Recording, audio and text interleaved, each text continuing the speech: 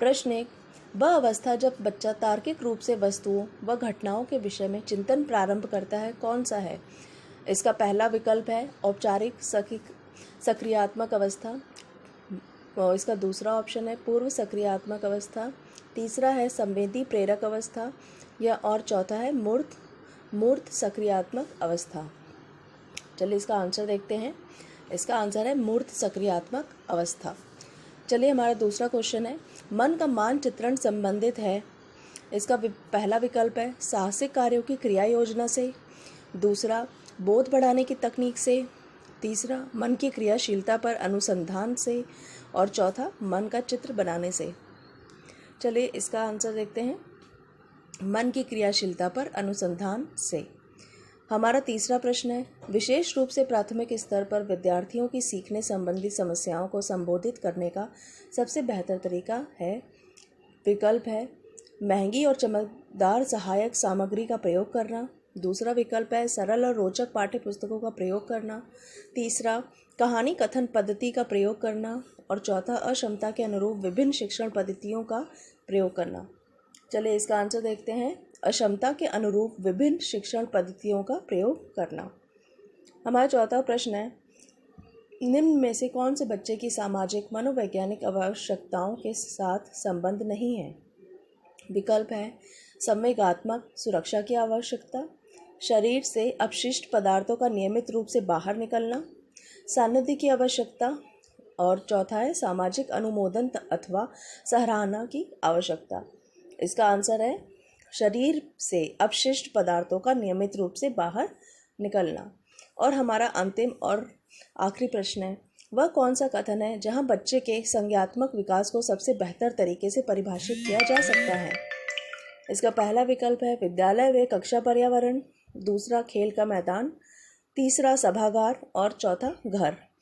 तो इसका आंसर है विद्यालय एवं कक्षा पर्यावरण। Thank you.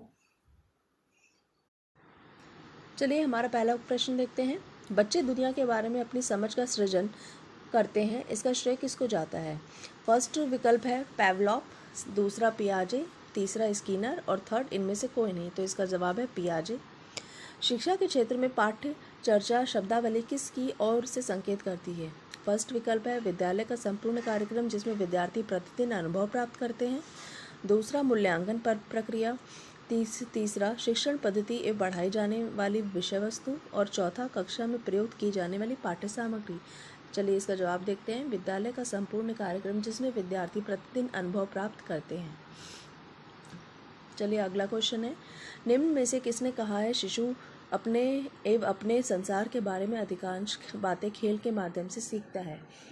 इसका पहला विकल्प है क्रो एंड क्रो, दूसरा जॉन डेवी, तीसरा गैसल, और चौथा स्ट्रेक। तो इसका जवाब है स्ट्रेक। हमारा अगला क्वेश्चन है, विकास कभी भी ना समाप्त होने वाली प्रक्रिया है, यह विचार किससे संबंधित है?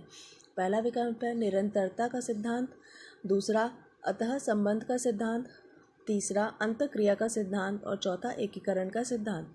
तो इसका जवाब है निरंतरता का सिद्धांत। और हमारा अंतिम प्रश्न है, निम्नलिखित में से किस अवस्था में बच्चे अपने समवयस्क समूह के सक्रिय सदस्य हो जाते हैं? पहला प्रौढ़ावस्था, दूसरा किशोरावस्था, तीसरा बाल्यावस्था, और चौथा पूर्व बाल्यावस्था। तो इसका आंसर है किशोरावस्था। Thank you. चलिए हमारा पहला प्रश्न देखते हैं, बच्चों के बौद्धिक विकास की 4 विशिष्ट अवस्थाओं की पहचान की गई है। पहला है हैरिकसन द्वारा, दूसरा है पियाजे द्वारा, तीसरा है स्किनर द्वारा, और चौथा है इनमें से कोई नहीं। तो इसका जवाब है पियाजे द्वारा।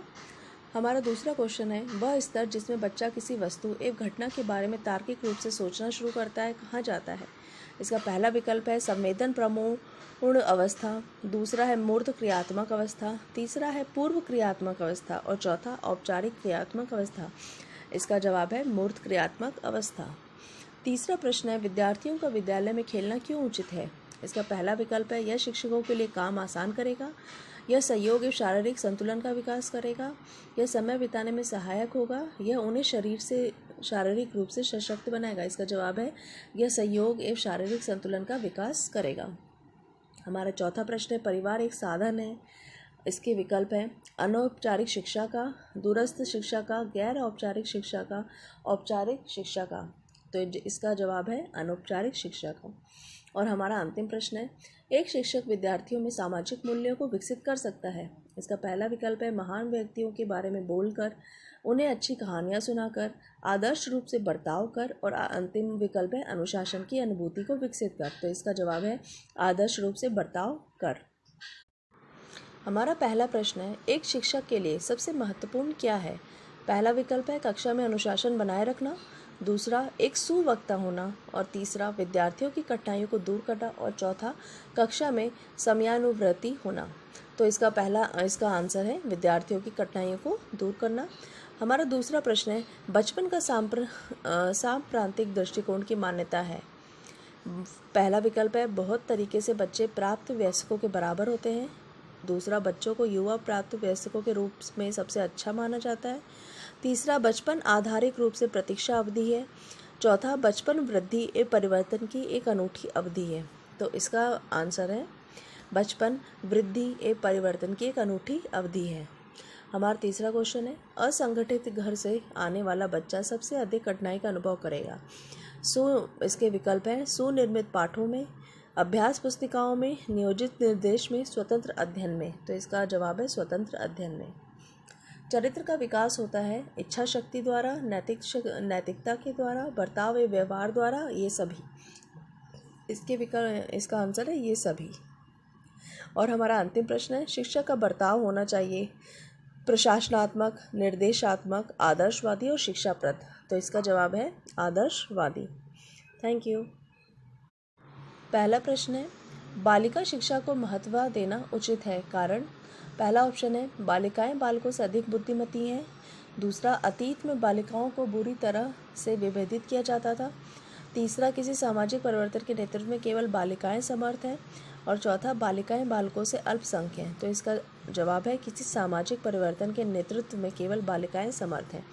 यदि कोई विद्यार्थी आपका सम्मान नहीं करता है तो आप उसे डांटेंगे, उसकी उपेक्षा करेंगे, परीक्षा में कम अंक देंगे, इनमें से कोई नहीं।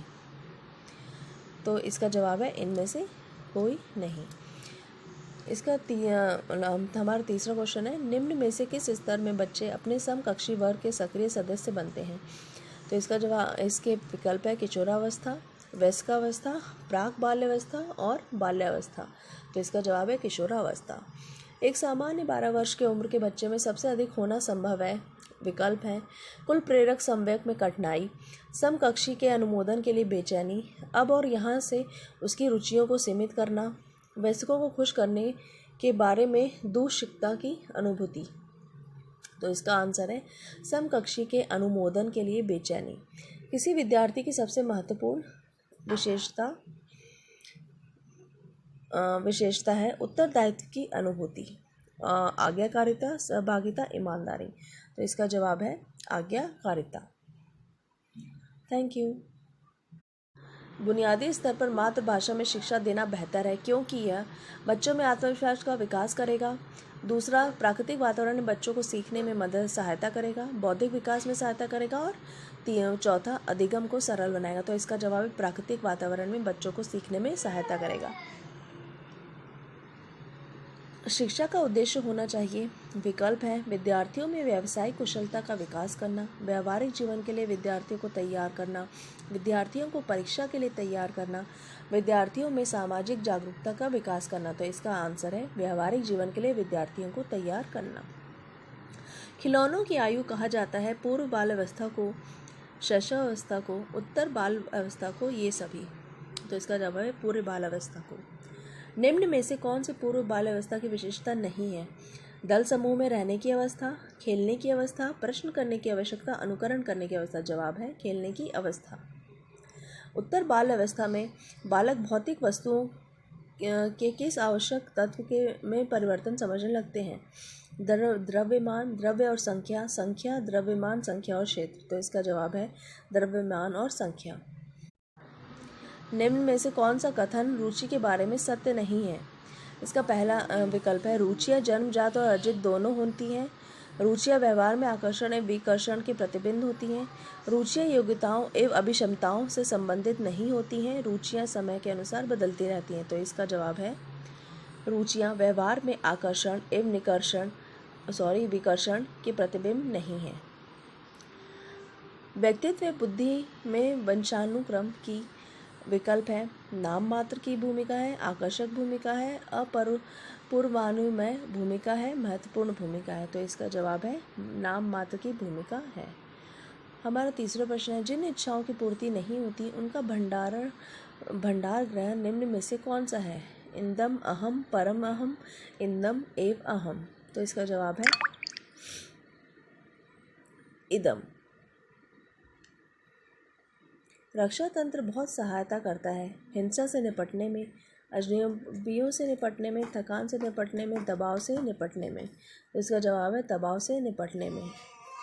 निम्न में से कौन पियाजे के अनुसार बौद्धिक विकास का निरार्थक तत्व नहीं है? सामाजिक संचरण, अनुभव, संतुलीकरण, इनमें से कोई नहीं। तो इसका जवाब है सामाजिक संचरण। मिलफोर्ड ने अभिसारी चिंतन पद का प्रयोग किसके समान अर्थ में किया है? इसके विकल्प है बुद्धि, सृजनात्मकता, बुद्धि एवं सृजनात्मकता, इनमें से कोई नहीं। इसका जवाब है सृजनात्मकता। मानव विकास किन दोनों के योगदान का परिणाम है? अभिभावक एवं अध्यापक का, वंशानुकरण एवं वातावरण का, सामाजिक एवं सांस्कृतिक कारकों का, इनमें से कोई नहीं। इसका जवाब है वंशक्रम एवं वातावरण का। प्राथमिक विद्यालय के बालकों के लिए निम्न में किससे बेहतर मानते हैं? वीडियो अनुरूपण प्रदर्शन, स्वयं के द्वारा किया गया अनुभव, इनमें से कोई नहीं। तो इसका जवाब है स्वयं के द्वारा किया गया अनुभव। विद्यार्थियों के अच्छा मानसिक स्वास्थ्य को बनाए रखने के लिए निम्न में से कौन सा तरीका अधिक महत्वपूर्ण है? सहशैक्षिक प्रक्रियाओं का प्रावधान, अध्यापक की भूमिका, विद्यालय वातावरण, रुचियों की भिन्नता, अभिव्यक्ति की स्वतंत्रता। इसका जवाब है अध्यापक की भूमिका, विद्यालय वातावरण। और अंतिम प्रश्न है, समायोजन से तात्पर्य स्वयं का विभिन्न परिस्थितियों में अनुकूलन करना है ताकि संतुष्ट किया जा सके दूसरों को, आवश्यकताओं को, उद्देश्यों को और प्रेरकों को। जवाब है आवश्यकताओं को। 6 से 10 वर्ष की अवस्था में बालक रुचि लेना प्रारंभ करते हैं। धर्म में, विद्यालय में, मानव में, इनमें से कोई नहीं। आंसर है विद्यालय में। विद्यालय में पर्यावरण शिक्षा से आपका अभिप्राय क्या है? तो इसका विकल्प है छात्रों में पर्यावरण का ज्ञान हो जाए, छात्रों पर अतिरिक्त बोझ डालना, पर्यावरण को दूषित होने से बचाया जा सके, छात्रों का मनोरंजन होना। जवाब है पर्यावरण को दूषित होने से बचाया जा सके। क्रियात्मक अनुसंधान का उद्देश्य है नवीन ज्ञान की खोज, विद्यालय तथा कक्षा की शैक्षिक कार्य प्रणाली में सुधार लाना, शिक्षक परिस्थितियों में व्यवहार विज्ञान का विकास, ये सभी। तो जवाब है विद्यालय तथा कक्षा की शैक्षिक कार्य प्रणाली में सुधार लाना। यदि स्कूल में पूरे समय तक बच्चों को शिक्षा कार्यक्रमों में पूरी तरह व्यस्त रखा जाए तो आपके ख्याल से कौन सी समस्या पैदा नहीं होगी? गृह कार्य देने की आवश्यकता नहीं पड़ेगी, छात्रों में पढ़ने के प्रति रुचि में कमी नहीं आएगी, अनुशासनहीनता नहीं पैदा होगी, छात्रों को स्कूल के बाद ट्यूशन पढ़ने की ज़रूरत नहीं होगी। जवाब है अनुशासनहीनता नहीं पैदा होगी। शिक्षक का वह गुण जो उसे अन्य व्यवसायों से अलग करता है वह है उसकी कर्मष्ठता, भाषण देने में निपुणता, अध्ययनशीलता, ये सभी। जवाब है अध्ययनशीलता। शिक्षा के क्षेत्र में आप उपयुक्त एवं योग्य व्यक्तियों को किस प्रकार प्रेरित करेंगे? पहला विकल्प है उन्हें उपयुक्त पद देकर, अच्छे वेतन द्वारा, शोध प्रोत्साहन एवं पुरस्कार देकर, प्रशंसा के द्वारा। तो इसका जवाब है शोध प्रोत्साहन एवं पुरस्कार देकर। वर्तमान में किस प्रकार की शिक्षा छात्रों तथा समाज के लिए लाभप्रद है? विकल्प हैं रोजगार परक व्यावसायिक शिक्षा, विशेषज्ञता प्रदान करने वाली शिक्षा, प्रौद्योगिकी का ज्ञान देने वाली शिक्षा, नैतिक मूल्यों को उजागर करने वाली धार्मिक शिक्षा। तो इसका जवाब है रोजगार परक व्यावसायिक शिक्षा। बच्चों में मौलिक चिंतन की शक्ति विकसित की जा सकती है, सर्व अध्ययन से बढ़ती है, जन्मजात होती है, ए और बी दोनों। तो इसका जवाब है ए और बी दोनों। आपके विचार में चिंतन शक्ति विकसित करने का क्या उपाय है? इसका पहला विकल्प है छात्रों को समस्या समाधान विधि से पढ़ाया जाए, छात्रों में स्व अध्ययन की आदत का विकास किया जाए, छात्रों को खोज एवं ब्रेन स्टॉर्मिंग विधि से पढ़ाया जाए, ये सभी। तो इसकी जवाब है ये सभी। एक शिक्षक के रूप में आप किस भावना को बढ़ाने में मदद करेंगे? विकल्प है भेदभाव की भावना को, ईर्ष्या की भावना को, एक दूसरे की मदद करने की भावना हो, या जाति धर्म के नाम पर कोई भेदभाव नहीं हो। जाति धर्म के नाम पर कोई भेदभाव नहीं हो। Thank you. आप देश की दिशा बदलने में किसकी भूमिका महत्वपूर्ण मानते हैं? विकल्प हैं उच्च विद्यालयों के शिक्षकों की, शिक्षक केवल पढ़ा सकता है, शिक्षक तो केवल छात्रों की दिशा बदल सकता है, शिक्षकों के रचनात्मक कार्यों की। तो इसका जवाब है शिक्षकों के रचनात्मक कार्यों की। हमारी शिक्षा प्रणाली तथा उसके गिरते स्तर में सुधार न होने का कारण है। विकल्प है शिक्षा के प्रति सरकारी तंत्र की उदासीनता, जवाबदेही की भावना का अभाव, योग्य अध्यापकों का चयन न होना, ये सभी। तो इसका जवाब है ये सभी। शिशु शिक्षा के संबंध में आपकी राय है? शिशु शिक्षा छात्रावास में उत्तम होगी। शिशु शिक्षा की जिम्मेदारी माँ के ऊपर होनी चाहिए। स्त्रियाँ ही शिशुओं की अच्छी शिक्षक हो सकती हैं, इनमें से कोई नहीं। विकल्प आंसर है शिशु शिक्षा की जिम्मेदारी माँ के ऊपर होनी चाहिए। आपके अनुसार प्रभावी संप्रेषण संभव हो सकता है? विकल्प है आपके विस्तृत ज्ञान से, जोर से बोलकर, श्रोता के स्तर को जानकर, आपके उचित शब्द प्रयोग से। जवाब है श्रोता के स्तर को जानकर। छात्रों में भ्रम के महत्व के विकास हेतु। विकल्प है शिक्षक को स्वयं श्रम करना चाहिए, छात्रों को श्रमजीवी लोगों के उदाहरण देने चाहिए, छात्रों को समय समय पर श्रम करने का अवसर देना चाहिए, इनमें से कोई नहीं। छात्रों को समय समय पर श्रम करने का अवसर देना चाहिए। Thank you. हो गई। शिक्षा के क्षेत्र में प्रोफेल का सबसे महत्वपूर्ण योगदान था? पब्लिक स्कूल, शिक्षा के प्रोजेक्ट विधि, विकलांगों की शिक्षा, किंडरगार्टन। तो इसका जवाब है किंडरगार्टन। किस विद्वान ने सीखने में 5 चरण बताए थे? प्रोफेल, प्लेटो, हर्बर्ट, कम्युनियस। तो इसका जवाब है हर्बर्ट। आप अपने बच्चे का प्रवेश ऐसी संस्था में करने का प्रयत्न करेंगे जिसमें कठोर अनुशासन हो, छात्र के चतुर्मुखी विकास का ध्यान दिया जाता हो, नकल के पास होने की सुविधा हो, समृद्ध व्यक्तियों के बच्चे पढ़ते हो। तो इसका जवाब है छात्र के चतुर्मुखी विकास पर ध्यान दिया जाता हो। छात्रों में आपराधिक प्रवृत्ति एवं युवा अपराधिता का प्रमुख कारण है कुसमायोजन, मानसिक मंदता, आवश्यकताओं की पूर्ति न होना, ये सभी। तो इसका जवाब है ये सभी। स्कूल अनुशासन के संबंध में निम्न में से कौन सा कथन सही है? अनुशासन शिक्षण अधिगम प्रक्रिया का एक अंग है। अनुशासन स्थापित करने के लिए छात्रों को सदैव कड़ा दंड देना चाहिए। अनुशासन का उद्देश्य छात्रों को दंड देना नहीं होता बल्कि सुधारात्मक प्रक्रिया है, ये सभी। तो इसका जवाब है अनुशासन का उद्देश्य छात्रों को दंड देना नहीं होता बल्कि यह सुधारात्मक प्रक्रिया है। Thank you. जब छात्र अध्यापक द्वारा पूछे गए प्रश्नों का लिखित एवं मौखिक उत्तर देते हैं तो इससे छात्रों की कमजोरियों का पता चलता है, इससे उद्देश्य प्राप्ति करने में सहायता मिलती है, इससे अध्यापक की कमियों का पता चलता है, ये सभी। तो इसका जवाब है ये सभी। कुछ अध्यापक कक्षा में अनावश्यक व्याख्या करते हैं और यह वही बात बार बार दोहराते हैं। यह संप्रेषण सिद्धांतों को ना मानना है, कमजोर छात्रों के लिए आवश्यक है, समय को नष्ट करना है, ये सभी। तो इसका जवाब है संप्रेषण सिद्धांतों को न मानना है। किसी सामूहिक लक्ष्य की प्राप्ति के लिए नेतृत्व का होना आवश्यक है। इसका ऑप्शन है प्राय हाँ, कह नहीं सकते, कदापि नहीं। तो इसका जवाब है हाँ। नेता अपने समुदाय का होता है, शोषक, प्रतिनिधि, स्वामी, इनमें से कोई नहीं। तो इसका प्रतिनिधि। अच्छे नेता का महत्वपूर्ण कार्य है अधिकतम धन कमाना, अपने पद को यथावत बनाए रखना, नीति निर्माण व योजना बनाकर प्रयास करना, सभी कार्य स्वयं करना। इसका जवाब है नीति निर्माण व योजना बनाकर प्रयास करना। Thank you.